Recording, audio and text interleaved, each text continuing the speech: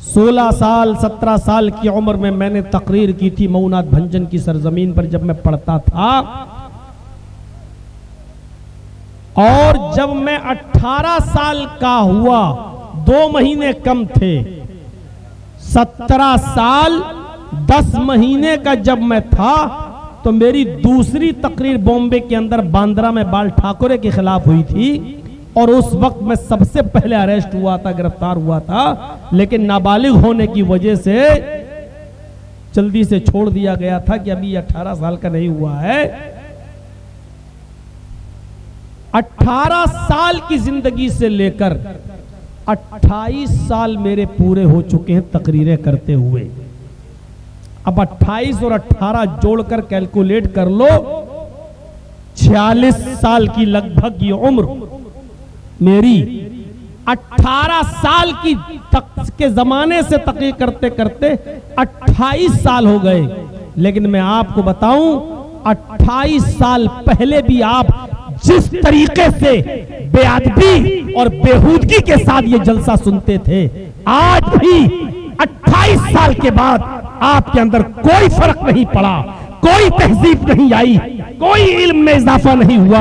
आप जहां 28 साल पहले थे, 28 साल के बाद भी आप वहीं खड़े हुए नजर आ रहे। ये कहना पड़ रहा है मुझे अफसोस के साथ, ये कहना पड़ रहा है मुझे। 28 साल के पहले भी जहेज चलता था, 28 साल के बाद भी जहेज का लेन देन खत्म नहीं हुआ।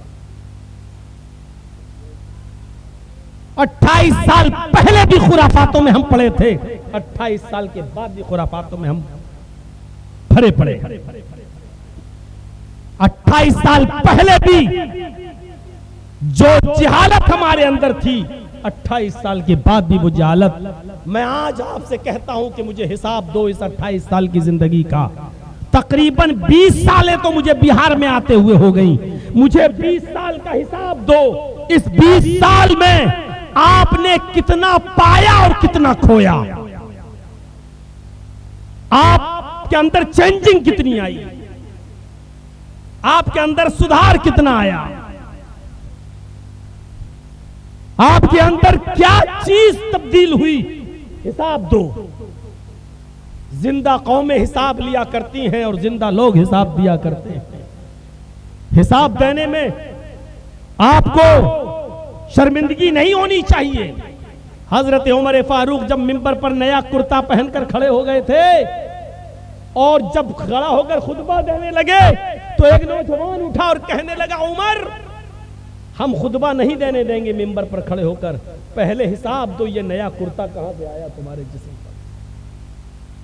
हजरत उमर मिंबर से उतर गए थे और उनके बेटे ने बताया था कि बैतुल माल में जो कपड़ा आया था सबको एक एक चादर मिली, मेरे बाप को भी एक चादर मिली, सबके हिस्से में एक एक चादर आई, मेरे बाप के हिस्से में भी एक चादर आई। मेरे बाप ने उसी चादर की कमीज बनाकर कुर्ता बना लिया है। मेरे बाप ने कोई बेईमानी करके हासिल नहीं किया। उस नौजवान ने कहा, एक चादर तो मुझे भी मिली थी, एक चादर उमर आपको भी मिली थी, मेरी कमीज एक चादर में नहीं बनी, आपकी कहां से बन गई? तो उनके बेटे ने कहा, एक चादर मेरे बाप को मिली थी, एक चादर मुझे भी बैतुल माल में से मिली थी, मैंने अपनी चादर भी अपने बाप को दे दी, मेरे बाप ने अपनी और मेरी दोनों चादरों को मिलाकर कमीज बना ली। उस नौजवान ने कहा, ठीक है अब मैं मुतमईन हो गया हूँ, यानी आपने कोई बेईमानी नहीं की है, आपके बेटे ने भी आपको चादर दे दी है। कोई भी अपना हक तो दे ही सकता है। अगर आपके बेटे ने चादर दे दी, अपनी और बेटे दोनों की चादर मिलाकर कमीज बना ली तो कोई बात नहीं, अब आप खुतबा दीजिए। मेरे भाइयों, हिसाब जिंदा कौमें लेती हैं और जिंदा लोग देते हैं। आप 20 साल की जिंदगी का हिसाब दीजिए। आप 20 साल में कहां थे और कहां से कहां अभी तक आप वही हैं? क्या चेंजिंग आई आपके अंदर? यह भी एक मदरसा है जिसके लिए जलसा किया गया। पूरे हिंदुस्तान के अंदर कम से कम अगर मुसलमानों की तादाद जोड़ो, कम से कम, बताने वाले तो 35 भी बताते हैं, 35 करोड़, मैं कम से कम बताता हूं, चलो 20 करोड़ मदरसे, 3 लाख मस्जिदें 10 लाख,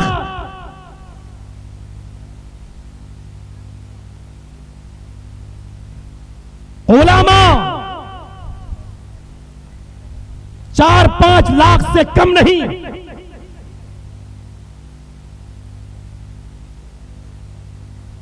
एक तखमीना जोड़िए, 20 करोड़ मुसलमान,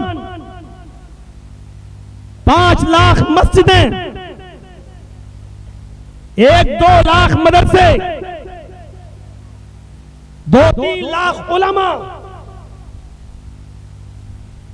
इतना होने के बाद मस्जिदों में नमाजी कितने? 2%। हिसाब कीजिए, जुमे के दिन 5%, ईद के दिन 10%, ये 90% मुसलमान कहां है? आम दिनों में 98% मुसलमान कहां है?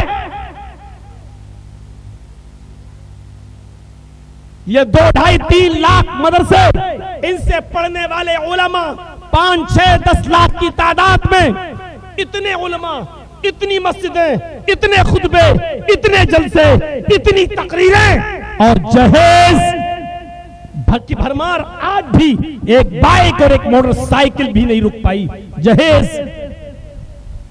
लेने और देने से। क्या कर रहे हैं ये सब? उलमा भी हिसाब दें, आप भी हिसाब लें, और आप भी हिसाब दें और हम आपका हिसाब लें। बताइए कहां है और क्या कर? मातम के सिवा कुछ नहीं मिलेगा, अफसोस के सिवा कुछ नहीं मिलेगा। और सोशल मीडिया पर चले जाइए तो इन जलसों के भी खिलाफ लिखने वाले बहुत से मौलवी आपको रोज सोशल मीडिया पे लिखते हुए मिलेंगे। गलत नहीं लिख रहे हैं वो कि जलसों का फायदा क्या है, मुझे बताइए। ये अलग बात है कि वो सिर्फ लिखते हैं लेकिन उसका मुतबादिल नहीं बताते हैं। ठीक है, अगर जलसे बंद कर दिए जाएं तो मुझे ये तो बताइए कि उसके बदले में आप कौम को दोगे क्या? फिर ये तो बताइए कि फिर इस्लाह होगी कैसे? फिर ये तो बताइए कि रास्ते पे लाया कैसे जाए? मेरे भाइयों, जब 5 लाख मदरसे होने के बावजूद जब जहेज नहीं रुक रहा है, जब लेन देन नहीं रुक रहा है, बेईमानी नहीं रुक रही है, तो फिर मुझे बताइए मेरे भाइयों, उसका मुतबादिल आप क्या देंगे? उसके बदले में आप क्या देंगे हमें? इस तरफ चले जाएंगे तो बहुत बात लंबी हो जाएगी।